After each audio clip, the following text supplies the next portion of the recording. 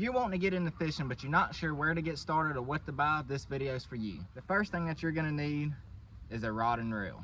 This is gonna be the easiest one to use if you're just getting started. Either this or like a little push button Zebco, but I recommend getting started with a spinning reel here. This is a Shimano 2500, and what size reel you buy is completely dependent on what you're trying to catch. This is a 2500, and this will cover most anything that you catch inshore, off land, anything like that. 25 to a 3000 size will do most anything. And the rod, this is a Shimano Gulf rod. It's a 7-foot action medium, fast tip action. This pairs really good with this spinning reel. Now once you get your rod and reel, you gotta have line to put on there.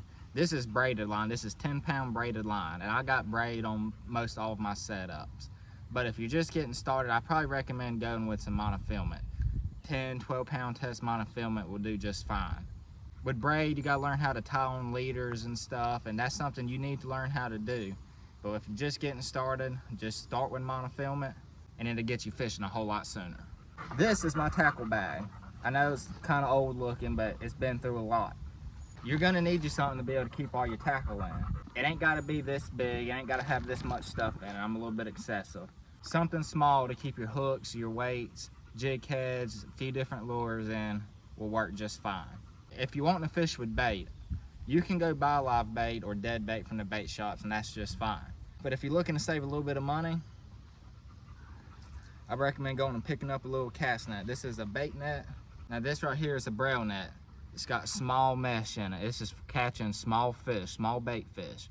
You can throw this around the beaches, around marsh, anywhere like that, and you can catch shrimp, little pogies, pinfish, all the things that you can use for bait. Now let's go over some tackle.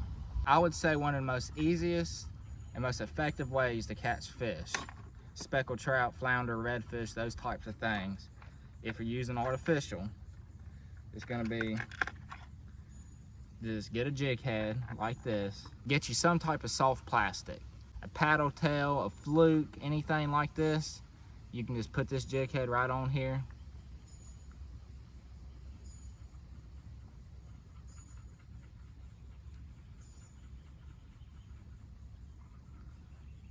And you got you a jig.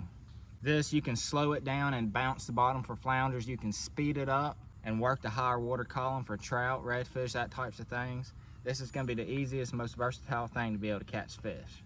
Now, as far as using bait goes, you're gonna need some type of hook. This is just Eagle Claw. This is about as cheap as it can get, and they work. If you want to keep it towards the bottom, you're gonna need some type of weight. This is a little egg weight. This will hold your bait at the bottom for catching bottom fish.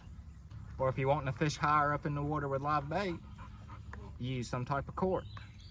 Now what size weight, hook, and all of that you use, it's gonna completely depend what type of fish you're targeting, how big is your bait, how deep is the water, how is the water moving? Is it a real hard current where you need more weight, or is it just still water where a little bit of weight will keep your bait down?